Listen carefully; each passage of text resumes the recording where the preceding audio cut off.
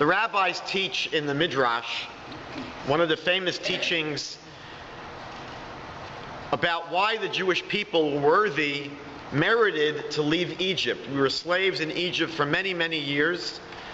The rabbis say that one of the reasons that we merited, that we were worthy of being redeemed from Egypt, is that we stayed connected to our language.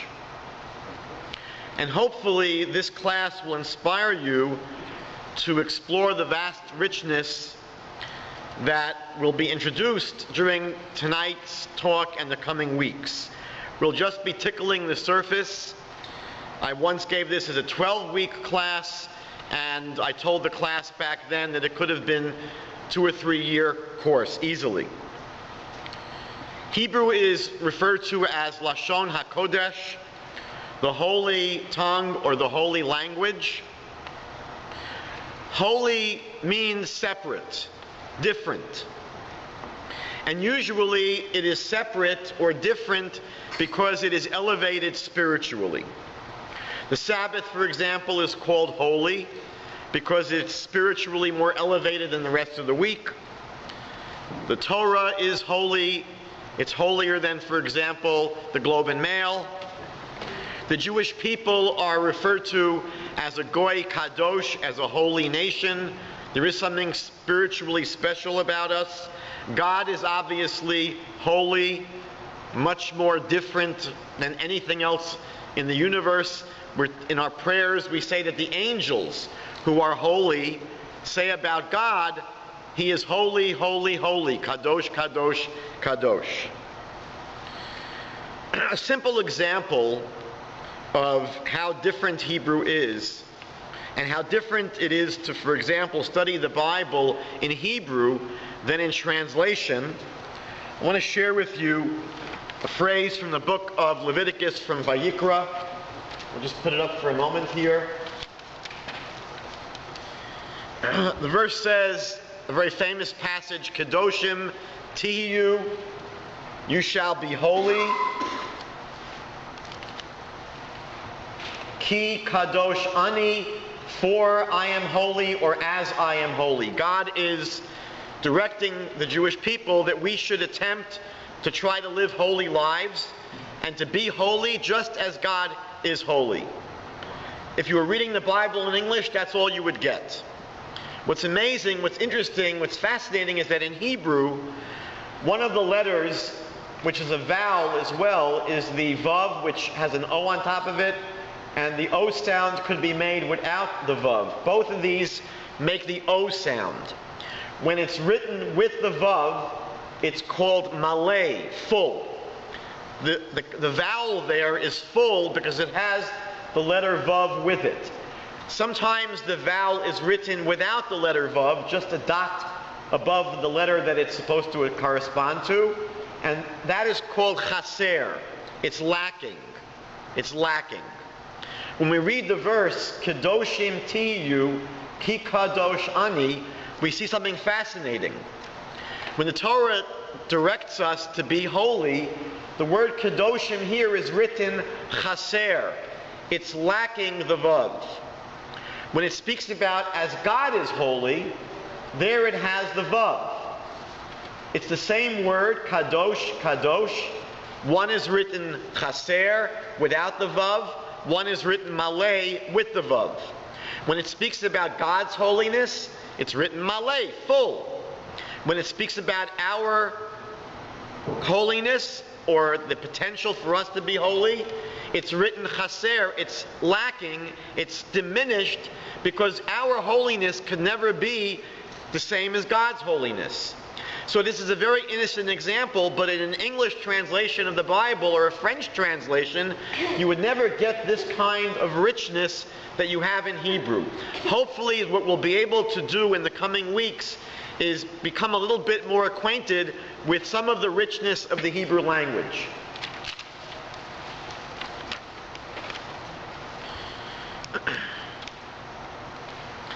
It's estimated that today there are approximately, this is a big approximately, 3,000 to 7,000 living languages. So if you were quiet, his name would be Skobac. I saw in some of the research I did estimates that take it up to about 10,000. But we could easily say that approximately 3,000 to 7,000 languages easily today in the world. That's not including dialects. They estimate that the dialects take the number much, much higher. One of the things that's true about virtually every other language in the world is that they are arbitrary or conventional. For example, we refer to the things that we sit on as a chair. And we might be sitting in front of a table. But why do we call this a chair and that a table? It could have easily been reversed. We could have called the table a chair and the chair a table, and it wouldn't really make that much difference because it's essentially a term that's conventional.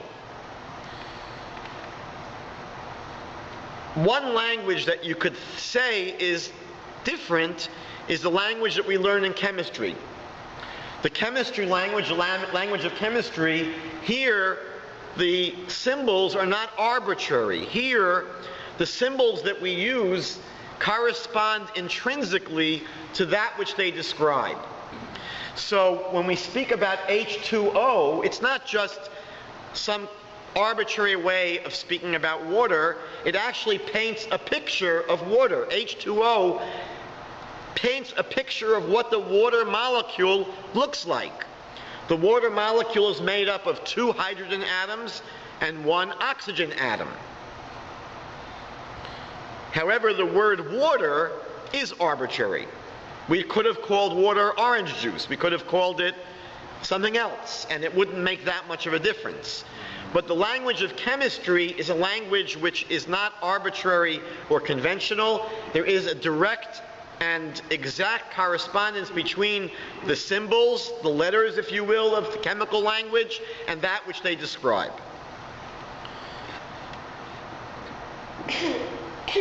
Certainly, the letters that are used in any language in the world today don't have any intrinsic meaning. There's no meaning to the letter R or to the letter V or to the letter W. These letters don't have meaning. They're usually symbols that represent a sound that we make when we speak the language. Hebrew is extraordinary because in Hebrew not only is every word profoundly significant in that the word is not arbitrary, the word actually has to be the word that it is, but in Hebrew all of the letters have profound spiritual significance.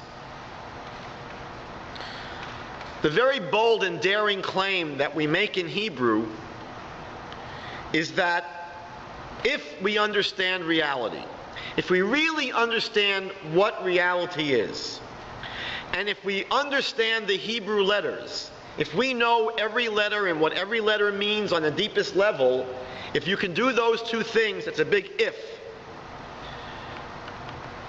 But if you know reality and you know the meaning of the Hebrew letters, you could write the lexicon of the Hebrew language. You'd be able to go out into the world and know what every single thing is called, what the word for it is.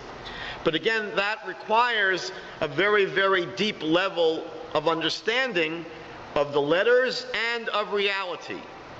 You'd have to know what the sun is. What is the sun?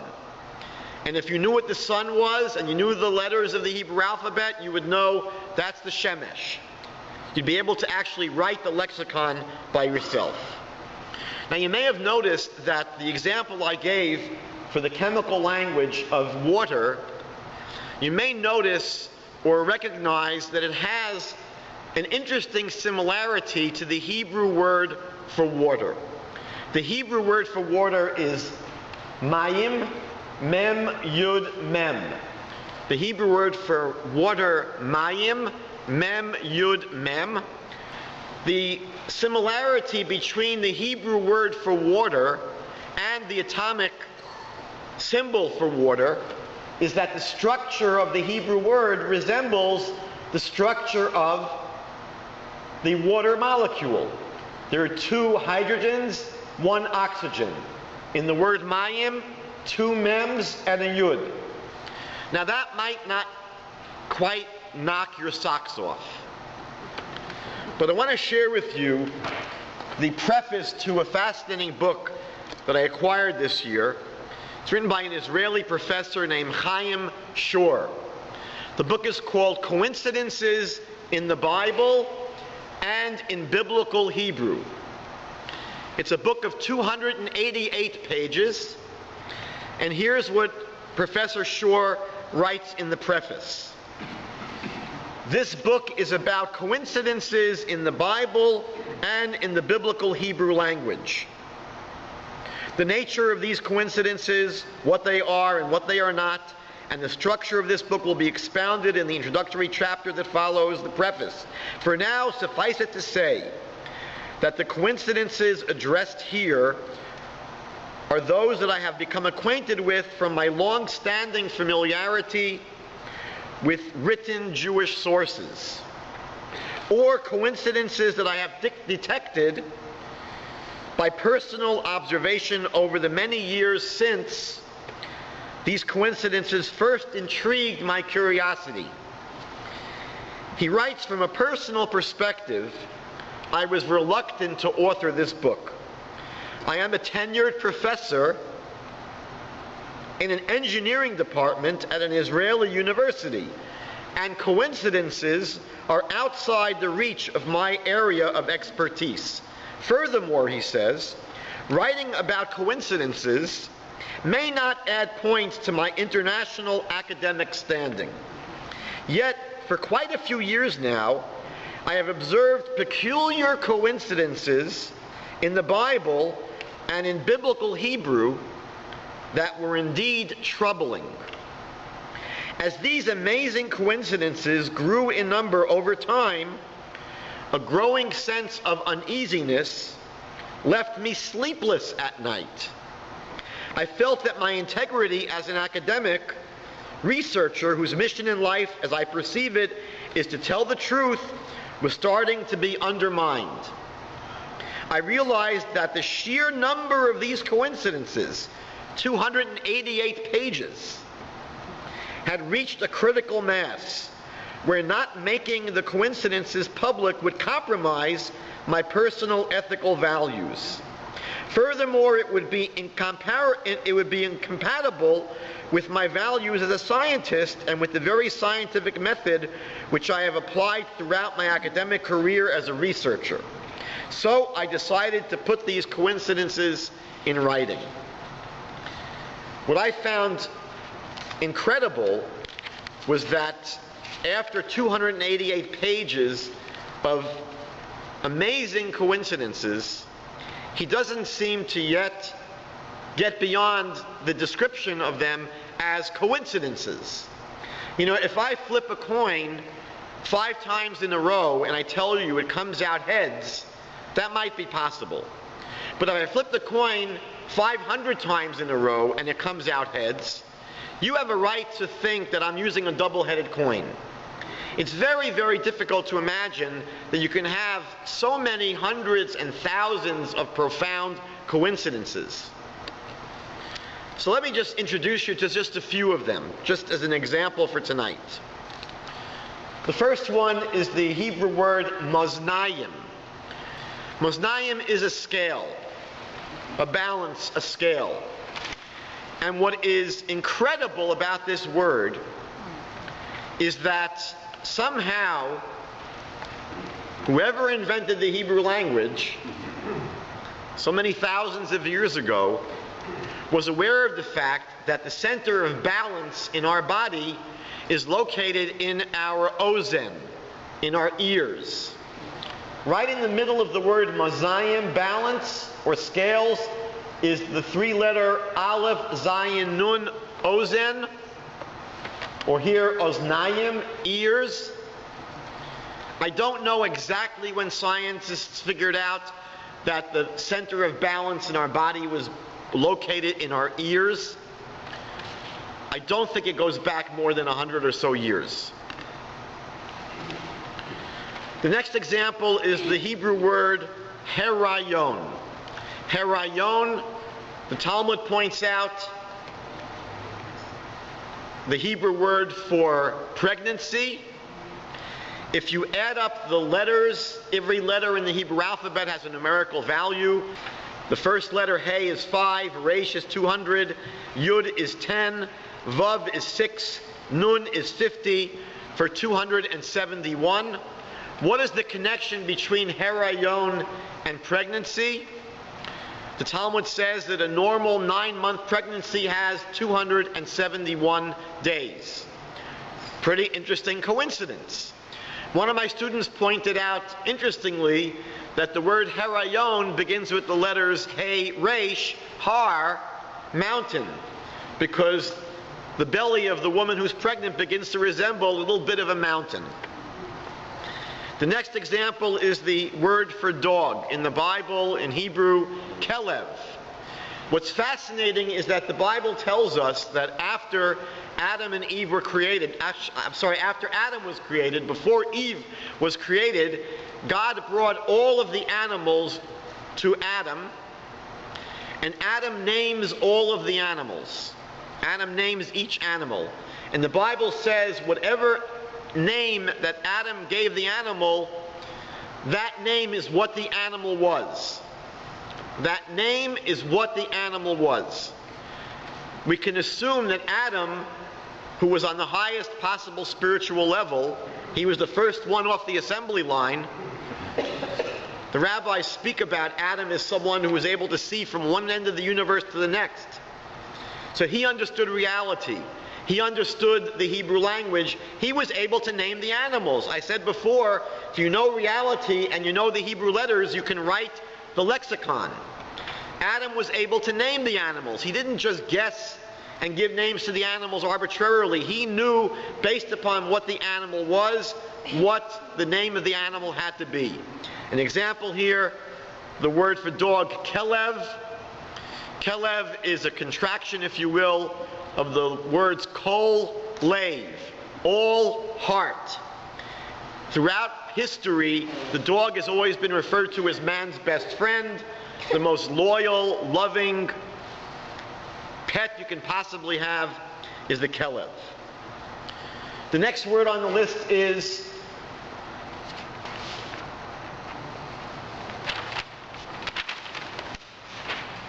Adam, the biblical word for human being. What is it that makes the human being unique? What's the quality of the human being that makes us unique from all the other animals, aside from our intelligence and ability to speak? So we learn in biology class, at least I learned this when I was in biology class, what makes us unique is our opposable thumb, so that we're able to study Talmud.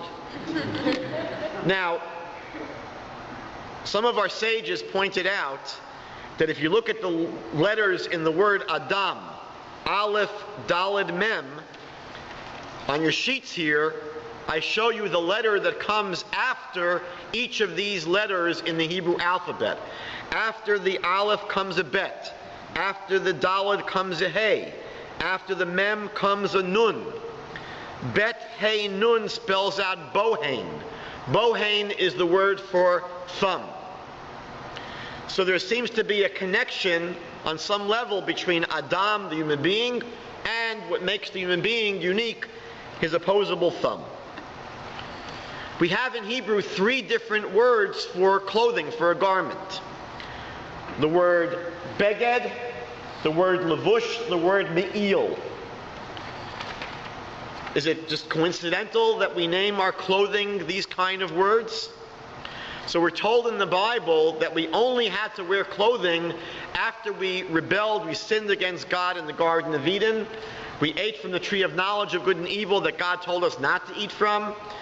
Their eyes were opened, they realized they were naked, they went and hid, they had to make clothing for themselves. The clothing was a result of their rebellion.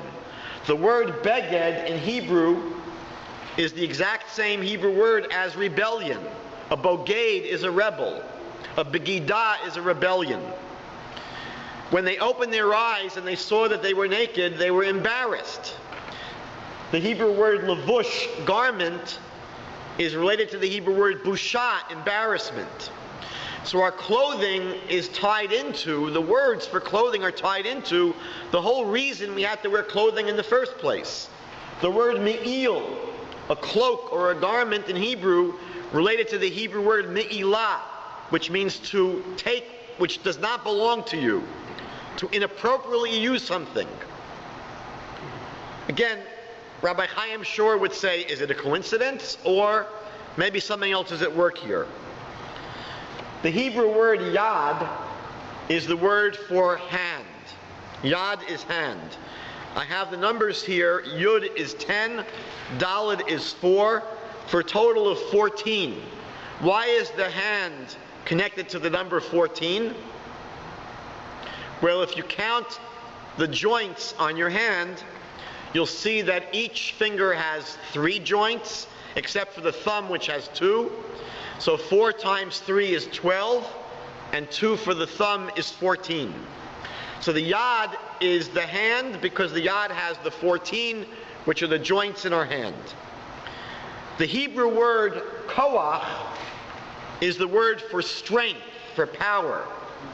Interestingly, koach is chaf, chet, the letter for 20 and the number for 8. So koach is 28. If a hand is 14, if you're doing something with both your hands, it's with all of your strength. So 2 hands is koach, is 28. The Hebrew word for a friend is a yedid. A friend is a yedid because with a friend you go yad b'yad, hand in hand. So we have the yud daled for yad, hand, yedid, a friend that goes yad b'yad, hand in hand.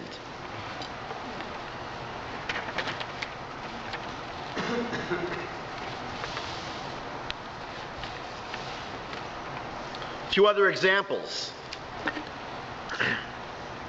The Hebrew word bechor, bechor is firstborn.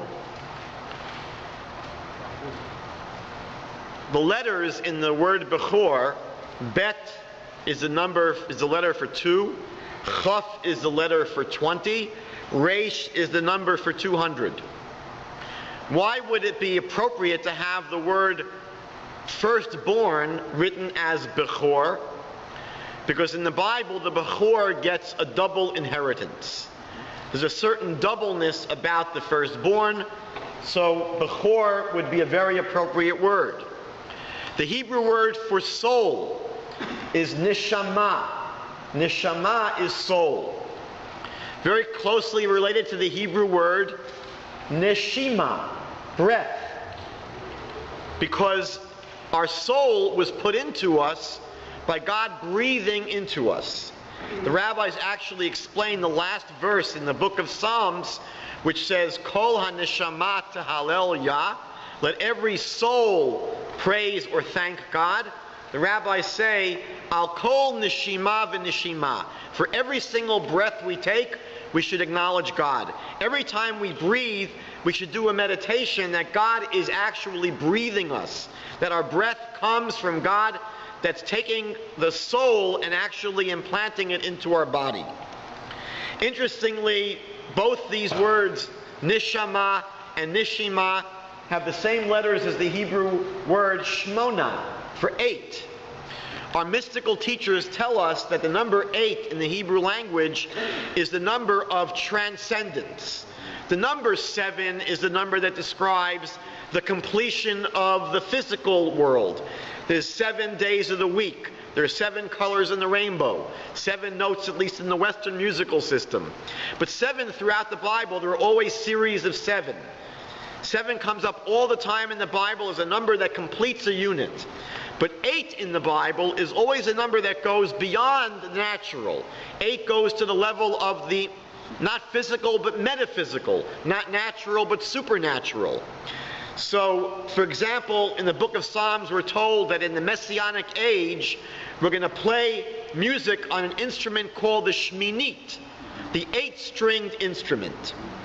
Hanukkah is a holiday where every single aspect of Hanukkah is about the theme of transcendence, going beyond. Not staying on a simple level, going beyond to the next level. Circumcision's on the 8th day.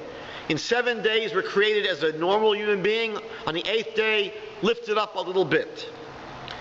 If you take the sign for infinity, it's an 8 that's twisted over on its side. So 8 is this number of transcendence, supernatural, beyond the physical. That's our soul. That's our neshama, which we are in touch with through our breath, through our neshima. And finally, one last example, and again, there could be hundreds tonight, but we'll end with this. The word olam. The word olam in Hebrew is the word for world. World is called olam. Why is the world called olam?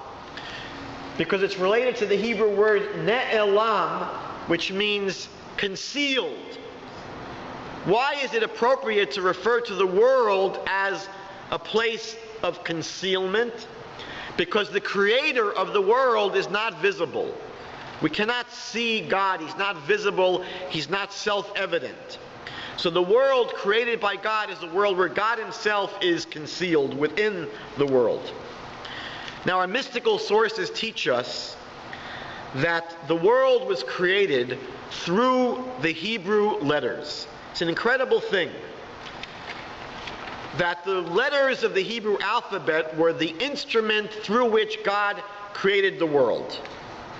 We say in our morning prayers, Baruch Sha'amar V'haya Ha'olam, blessed is he who spoke and the world came into being.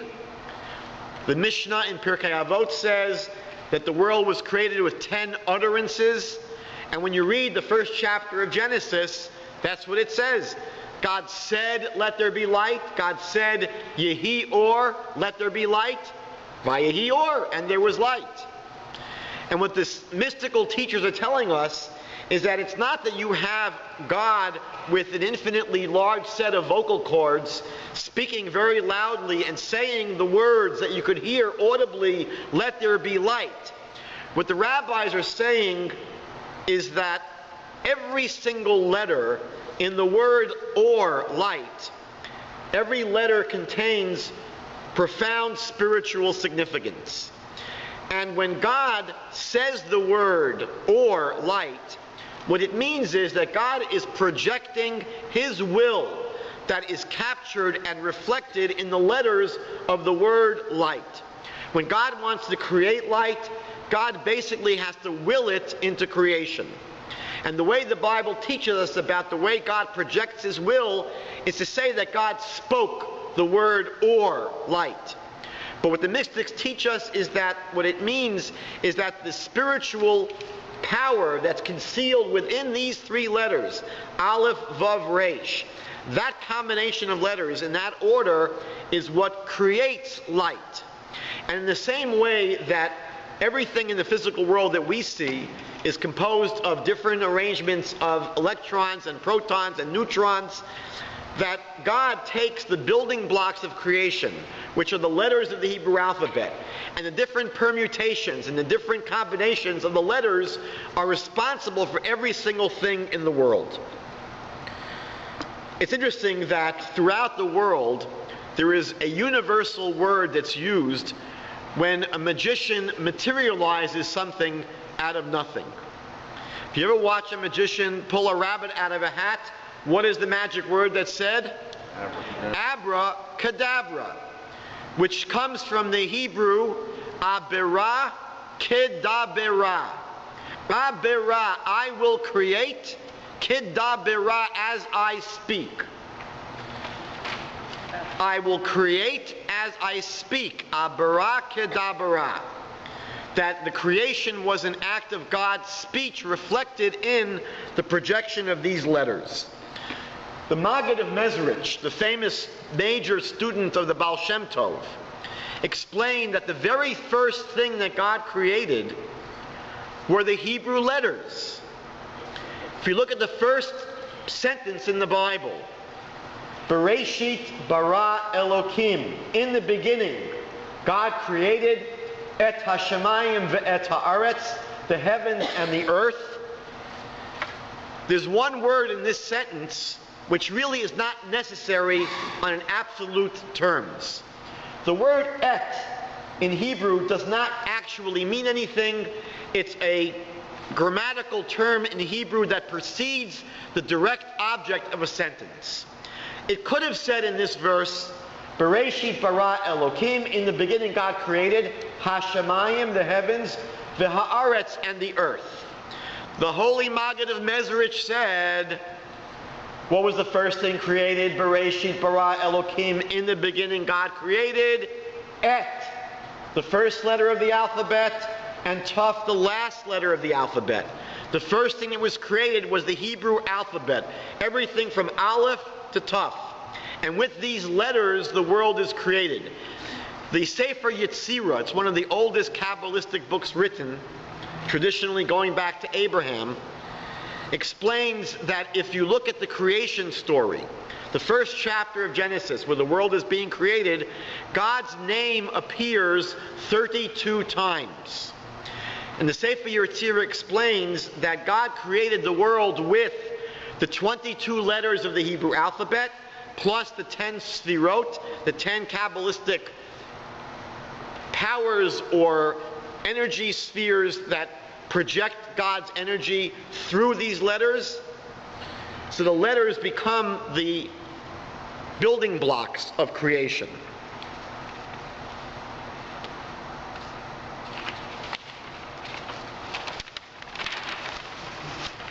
Every letter in Hebrew is called a teva. The letter is called a teva. Interestingly, the word teva has within it bet yud taf bayit, a building. That the letters, the tevot, were used to construct, to build this world. The Hebrew letter is also called an ot. An ot is also a word in Hebrew for the letter, but ot in Hebrew also means a sign or a symbol, meaning each letter is not just like a K or a T. Each letter is a symbol that represents very profound spiritual forces. A word in Hebrew is called a davar. The world is created by God saying words. God says, let there be light. So God projects these words, the world comes into being, and fascinating coincidence that in Hebrew the word davar doesn't just mean a word, davar also means a thing. Meaning in Hebrew we see here that the word is the thing. How does the thing come into existence? Through the word that God projects. And the Bible says that God's word still hangs in the atmosphere. That isn't just that God spoke a word in the creation story. God continues to project the spiritual forces that reflect His will. They still hang up in the world, because without that continual projection, the world would not continue to exist. Let's try to understand what these letters mean. Just as an introduction, an appetizer, we're going to study tonight the meaning of the letter Aleph, the first letter of the alphabet, but just as an example of how the letters actually give you meanings of words. Two letters we're going to look at. The letter Pei, the letter Resh. The letter Pei in Hebrew, related to the Hebrew word peh, mouth. You even see in the structure of the letter itself, there's an opening there. The letter has a mouth to it. The meaning of the letter Pei focuses on the concepts of opening, of mouth, of entrance, of connecting the inside of something to the outside of something. For example, the Hebrew word panim. Panim means the inside. What is the Hebrew word for face? Panim. Why is the face called panim? Because the face tells you what's going on inside. How do you know how a person feels? Not by looking at their elbow, not by looking at their feet. By looking at their face, the face reveals what's going on inside the person. So the panim is a reflection of the panim, of the inside. And it's the interface between the inside and the outside. That's the letter Pei. The Pei is a way of somehow accessing and penetrating what's inside. The letter Resh from the word Rosh. Rosh is head. Rosh Hashanah, not simply the head of the year. Rosh in the sense of the headquarters of the year. The basic unit that the year begins with. The source of the year. Rosh Hashanah really is the headquarters, the source of everything else that will take place during the year. The Rosh is the head, the source, the basic unit, the internal reality, the internal unity. So when you have these two letters, you have a Pei and a Resh, what it's conveying is the idea of somehow breaking into an internal unity. The Resh is the source, a unity, a headquarters, and the Pei is sort of breaking up and breaking into an internal unity. Let's watch what happens. Hebrew words have three-letter roots. What I have done here is construct all the words in the Hebrew language that begin with the letters Pei, Resh, and then we've taken the third letter that will reflect a different spin on this theme of breaking into or breaking up an internal unity. Let's look at the words. Pei, Resh, Aleph. Pei, Resh, Aleph, sometimes when kids are in Hebrew school, the teacher might call them a Pera Adam, a wild person. The word Pera means totally out of control, not together, wild. So again, when something is controlled, it's a unit, it's compressed, it's neat, that's the internal unity. But the Pei breaks it up and smashes it, and now it's Pera, it's wild, it's out of control, it's untamed, it's not together. Pei, Resh, Daled, the next Pei, Resh, Daled, Lifrod in Hebrew. Lifrod means to separate. So you have something that's together, and Lifrod, you're going to separate.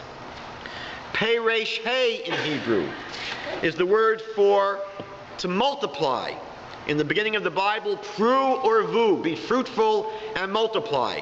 So there's something which is a unit, and now it's going to break open. It's going to multiply, and it's not now together as one unit. Pei, Resh, Zayin. If you remember from the story of Purim, there were cities that were walled. If they were walled, they were contained. And there were the unwalled cities. They were uncontained. They could spread out all over the place. And Pei, Resh, Zayin is the word in Hebrew for an unwalled city. Pei, Resh, Chet.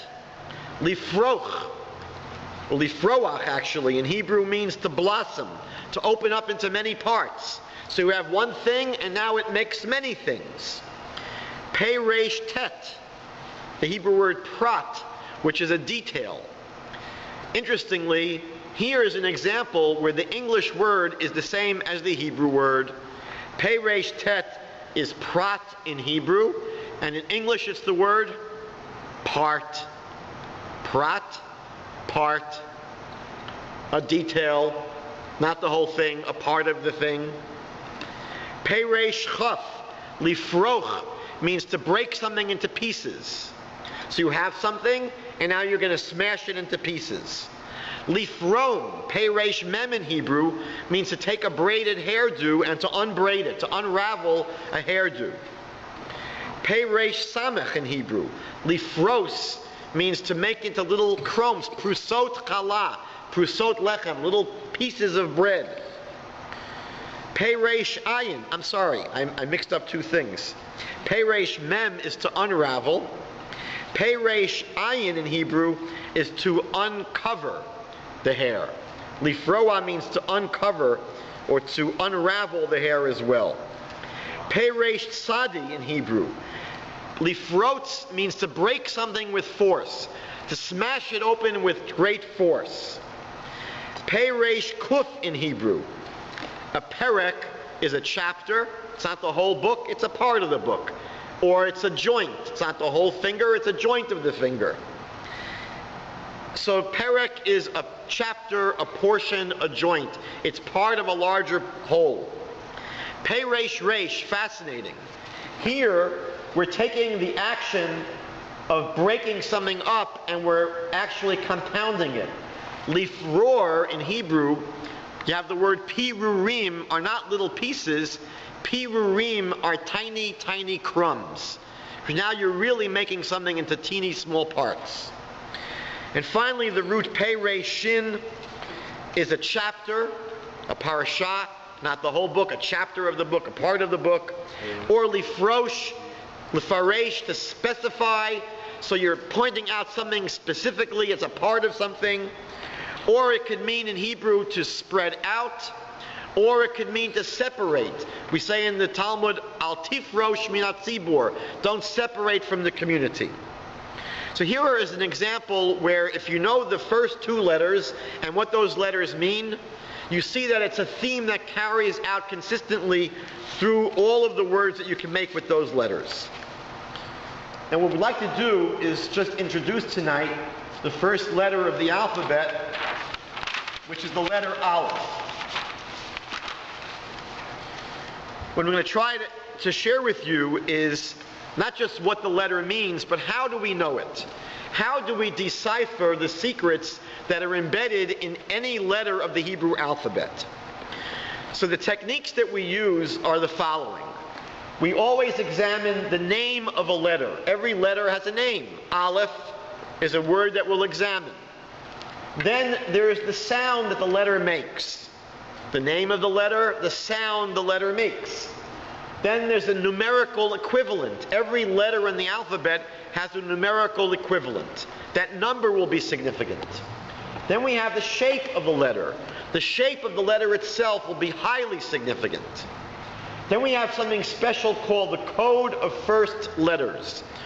One of the teachings of Rav Tzadok HaKohen of Lublin, famous Hasidic master who passed away in the year 1900, he taught famously that if you want to understand anything in the Bible, find the first place that it occurs.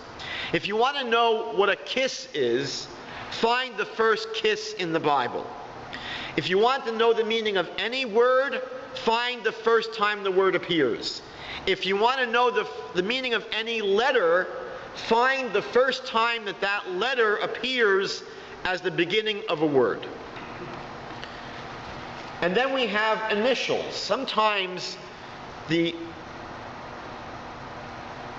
initials or the abbreviation of different words will be consistent, and it'll illustrate the meaning of a letter. We'll show what that means in a few minutes.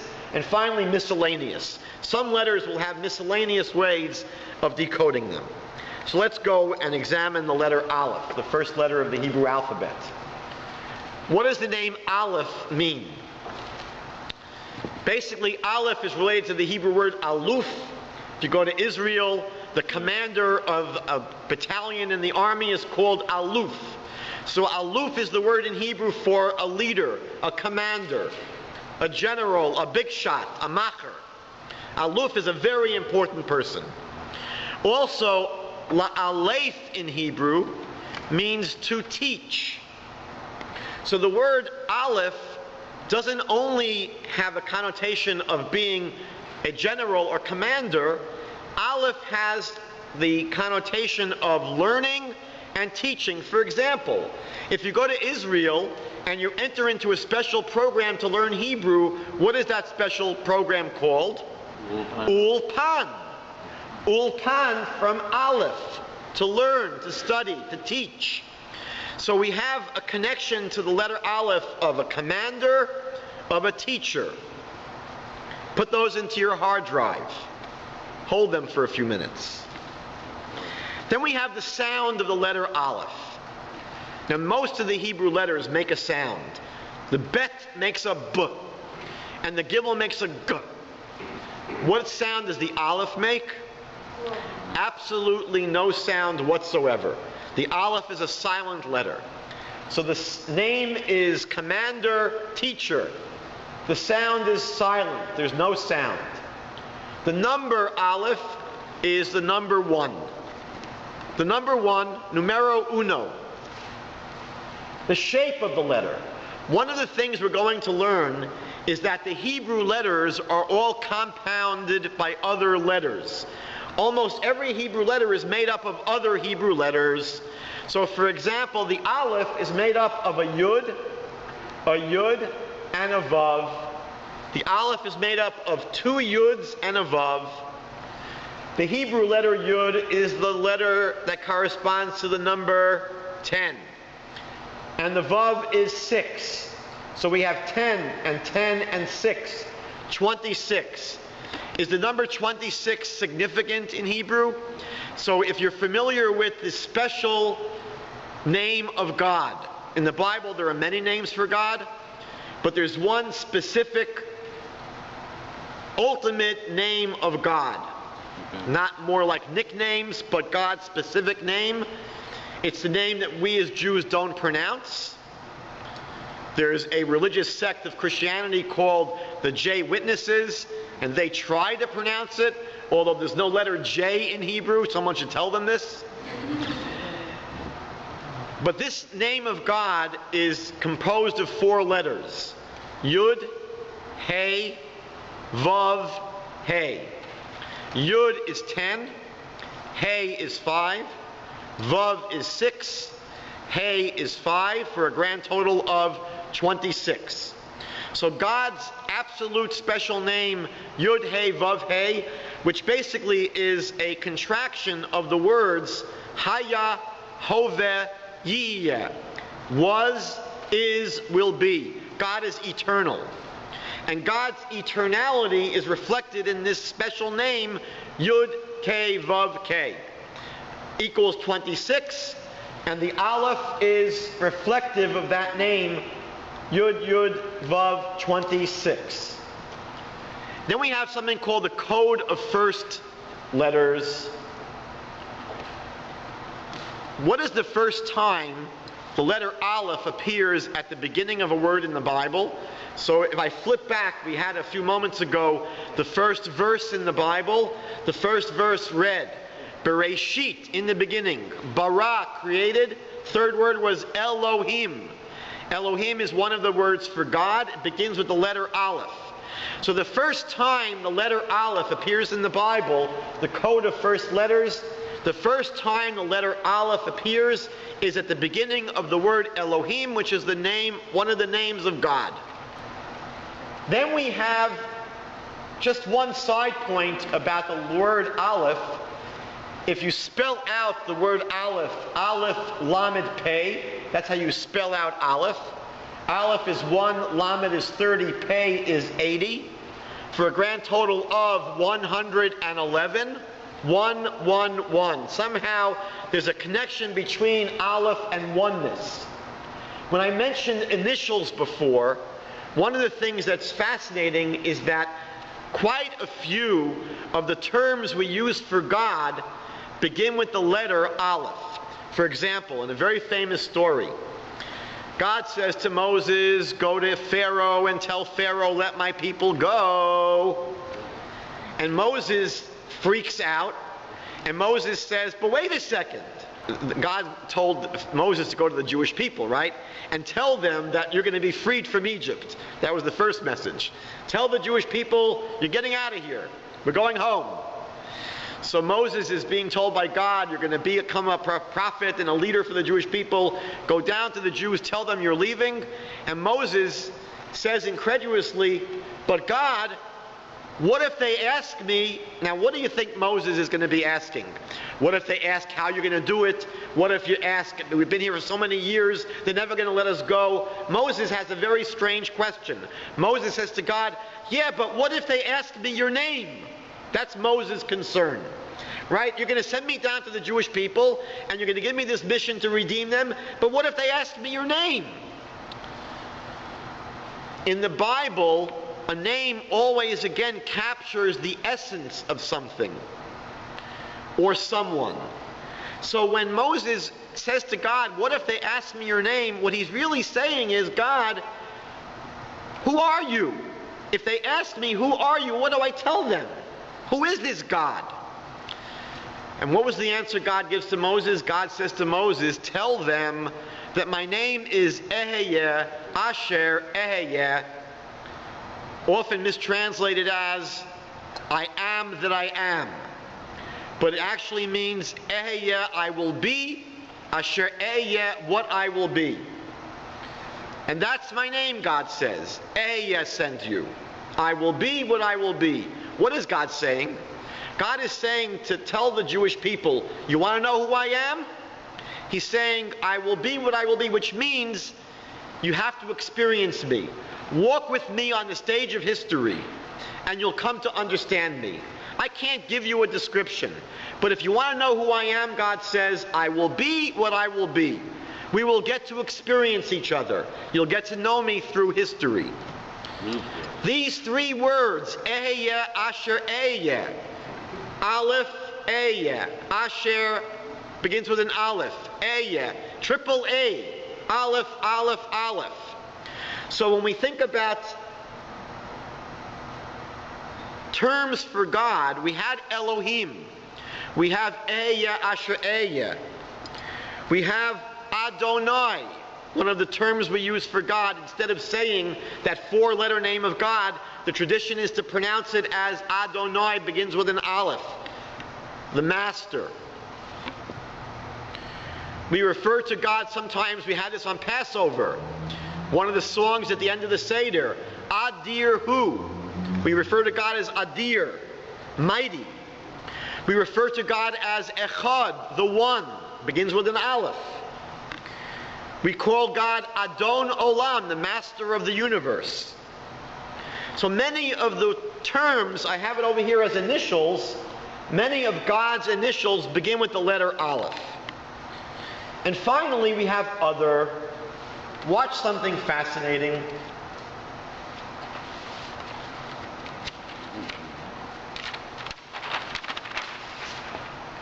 This is the first several verses in the Bible. One of the names of God, it's a name that our Rastafarian friends enjoy, is the name Yud-Hey, Yah. Yud-Hey is one of the names of God. Yud is 10, and Hey is 5. That's 15. We had another name of God, which was the Yud-Hey, Vav-Hey, the Tetragrammaton. That was 26. Another name of God is El, Aleph Lamed, El, one of the names of God. Aleph is 1, Lamed is 30, 31. Another name of God is Elohim. The word Elohim adds up to 86 in Hebrew. So here we have 4 different names of God. Yah, 15. Yud-Kei, Vav-Kei, the 4-letter name of God, 26. El, 31. Elohim, 86. Watch what happens. We begin from the first letter of the Bible, from the first letter, Bereshit, and we count 15 letters. From Bereshit, 15 letters, we hit the letter Aleph. If you count 26 letters for the name Yud-Kei, Vav-Kei, the 26th letter is Aleph in Haaretz. If you count 31 letters, you get the Aleph in Vehaaretz. If you count 86 letters from Bereshit, you get the Aleph here in Elohim. Interesting that you take all these names of God, you take the numerical value, you count that number from the first letter of the Bible, you keep on hitting an Aleph. The letter for what? So what does the letter Aleph mean? Let's think about it for a second. Let's look at all the clues now. The name of Aleph is a commander, a chief, a teacher. It's a silent letter. There's something that's unpronounceable about it. The code of first letters takes you to the word Elohim, one of the names of God. The initials of many names of God begin with the letter Aleph. And we saw that when you start from the first letter of the Bible and you count the number of letters in different names of God, it takes you to the letter Aleph.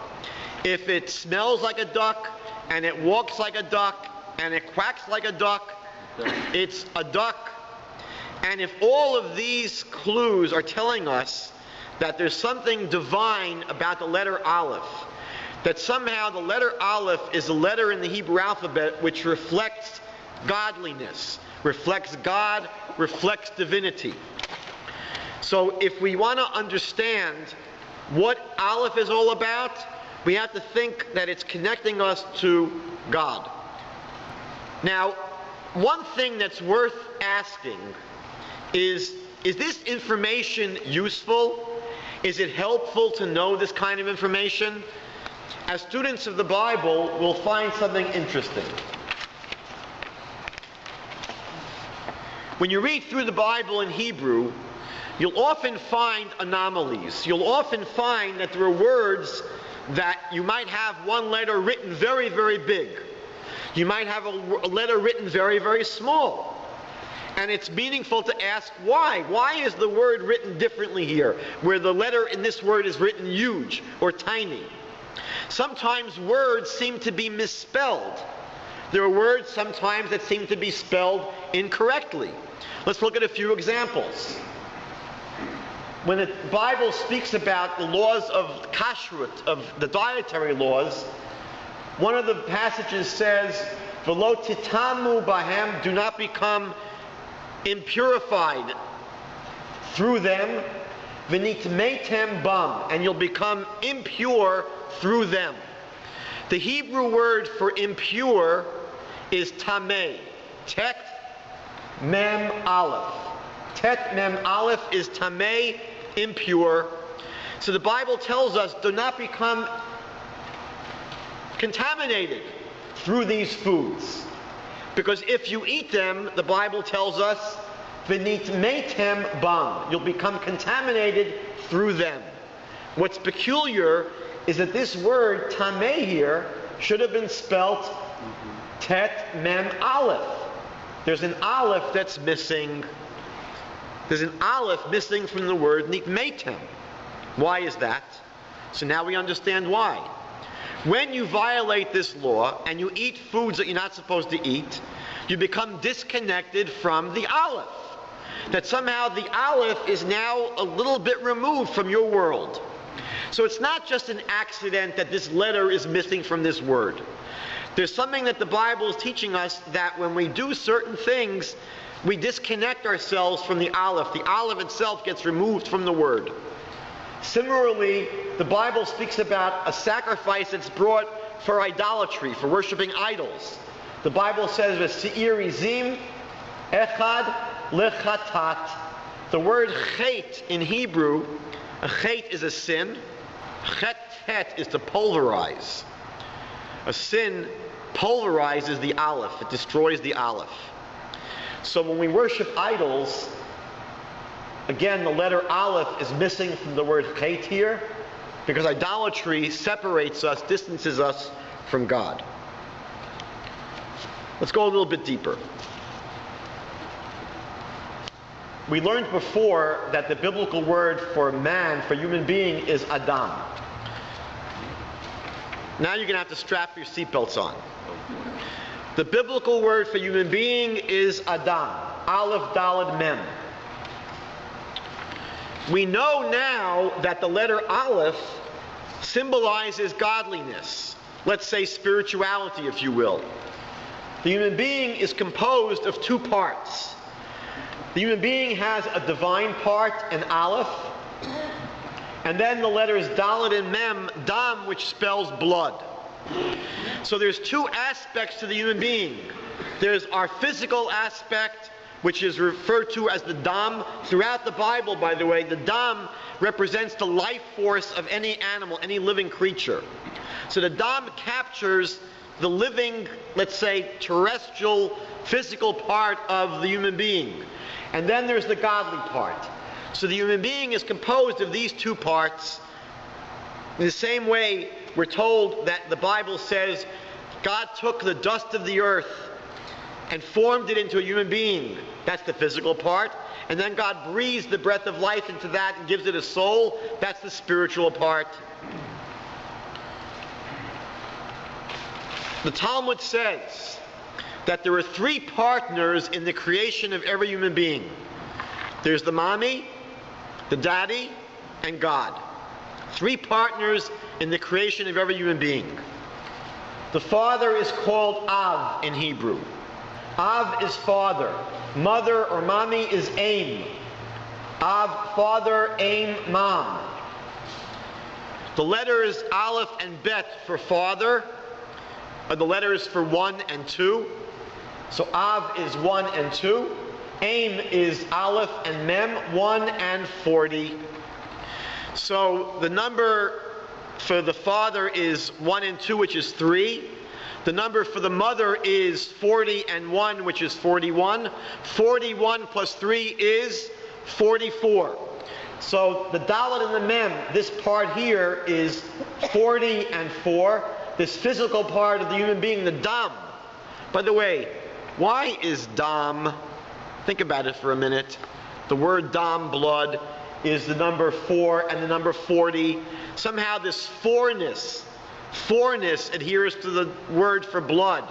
What is the connection between blood and the number 4? There are 4 types of blood, 4 varieties of blood that exist, at least for the human beings that I know of. So we have this word Dam, blood, which is 44, corresponds to the physical part of who we are, and it's the equivalent of Aim, 41, and Av, 3, 44. So we have 44 corresponding to the physical part of the human being.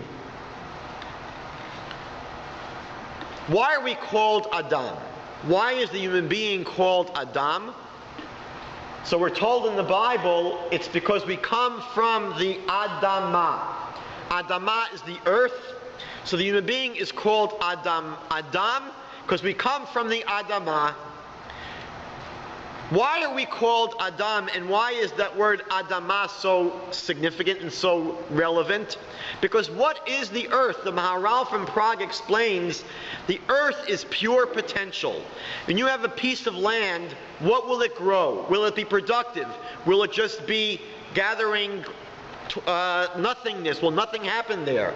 So if you take care of it, and you plow it, and you clear it, and you fertilize it, and you plant, and you water, and you take care of it, and you work it properly, it can actually be very productive. Look what happened. The Jewish people come back to a land that's full of deserts, and it's growing all over the place. And yet there are people that have a yard, a field, which nothing happens. So the same way that land, earth, is pure potential, it depends upon what you do with it, the human being in the same way. God created cats and giraffes and monkeys. Everything that God created was created perfect. Giraffes don't become more of a giraffe as they get older. Cats don't grow in their catness or their cat kite. And that's why after everything that was created, God said in the creation story, Ki Tov, God saw that it was good. God created every single day, and God saw that it was good. God saw that it was good. When it comes to the human being, the Bible never says, and God saw that it was good. Why? It depends. What are we going to do with our raw ingredients? God gave us a body and a soul, but what we become is a function of what we do with those raw ingredients. So we are called Adam because we come from the Adamah, and we're pure potential. Potential for what? So the word Adamah can be read in Hebrew as the word Adameh. Adameh, I can resemble. I can be like. Who can I be like? God. So we know, as we learned earlier tonight, that God says, Kedoshim tiyu ki kadosh ani, you shall be holy as I am holy. The Bible's main directive to human beings is we should try to become more like God, more godly. And so if you take the word for God we learned before, that special 4-letter word for God, Yud, Hey, Vav, Hey, and you spell out the word letter Yud, and Hey, and Vav, and Hey. It's on your sheets. You spell out those letters. This is called in Hebrew, Milui. You're taking not just the letter, but you're spelling out the letter. And if you add up all of the letters in the name of God, Yud is 10 and 6 and 4, which is 20. Hey and Aleph is 6. Vav, Aleph, Vav is 13. And Hey, Aleph is 6, for a total of 45. The name of God equals 45. What is the value of Adam? Adam is the 44 plus the Aleph, 45. The human being is 45, and we can resemble, we can be like God, which is 45. I want to share with you an incredible teaching. There is a Kabbalistic theory which says that every single verse in the Bible corresponds to a year in history. Every verse in the Bible corresponds to a year in history. So the first verse in the Bible corresponds to year number 1. Verse number 1000 corresponds to year 1000. Verse 5000 corresponds to year 5000. Up on the board here, we have verse number 5708. Now, to save you some time, rather than counting verse after verse after verse, if you get certain editions of the Hebrew Bible, they tell you after each of the 5 books of Moses how many verses are in each of the books, and then after each portion how many verses are in that portion. So with a little bit of a calculator, it wouldn't take you that long to reach 5708. This is verse 5708. Now, today we're in the Hebrew year 5771. This is the Hebrew year 5771. So if 5771 is the year 2011, what was the English year for 5708? And the answer is the English year 1948. What does the Bible tell us about the year 1948? This is not the verse, I'm sorry. It's this verse over here. The Bible says, this is Deuteronomy chapter 30, verse 3. This is verse 5708 in the Bible. V'shav Hashem Elokecha et shvutcha. The Lord your God will return your remnant, v'richamecha, and He will have compassion on you. V'shav v'kibetzcha, and He will return and gather you. Mikol, from all.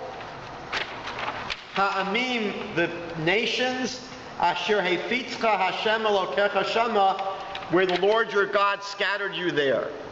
Here we have a verse in the Bible corresponding to the year 1948, which describes God gathering the Jewish people back to their land after they've been scattered throughout the world. In the coming weeks, I will show you incredible connections to this year 1948. I want to end tonight on one other year. This is a verse in the Bible that we're actually going to read this Shabbat. This Shabbat will be Parshat Bahar. And at the end of the first Aliyah, the Torah says, Bishnat Hayovel Hazot, in this year of the Jubilee, Bishnat Hayovel Hazot, in this year of the Jubilee, Tashuvu ish el achuzato, people will return to their possession. We know that in the Jubilee year, every 50 years, the land was supposed to revert to their original owners. And if you had to sell your land for whatever reasons, it came back to the original owners after 50 years of the Jubilee. There are 2 things that the rabbis notice that are strange about this verse. First thing that's strange is, why does it say, in this year of the Jubilee? What it should say is, in the Jubilee year, the land goes back to its owners. It should just say, Bishnat Hayovel, in the year of the Jubilee, Tashuvu ish el achuzato, people return to their possessions. Why does it say specifically, in this year of the Jubilee? As if it's speaking about a particular year. Second question is, the word tashuvu here is written unusually. Usually the word shuv, to return in Hebrew, is written with a vav here. Shuv, the vav with a dot on the side is the U sound. And here the U sound is made with 3 diagonal dots going down. So 2 problems with this verse. Why does it have this word this year? And why is the word tashuvu spelt strangely? Let's take this word. Tashuvu is the Hebrew number 708. It's the Hebrew number 708. Now, when you write the year in the Hebrew calendar, there's no number for the 1000th place. This year, for example, is Taf Shin Ayin Aleph. 771. But how do we know that it's 5,771 this year and not 3,771? So in the same way, you'd write for the year 1948, you write 48. We know which millennium we're living in. So this could be the Hebrew year 708, 1708, 2708, 3708, 4708, or 5708. There are several clues, which I can't go into now, that tell us it's talking about the 6th millennium. So the rabbis teach us that this is referring to the year 5708. 5708, which we saw before was the year 1948. Now watch what happens with the verse. Bishnat Hayovel Hazot, in this year of the Jubilee, Tashuvu ish el achuzato, the people will return to their possession. In the year 1948, we will return to our land. But I mentioned earlier on tonight that when a word is spelt without the vav, we had the kadoshim with the vav and without the vav. With the vav, it was malay. Without the vav, it's called chaser. It's lacking. It's missing. So this verse is spelled tashuvu without the vav. This word 1948 is chaser vav. It's missing 6. We came back to Israel in 1948 and we were missing 6 million of our brothers and sisters. The Bible has unbelievable cues pointing to this year 1948.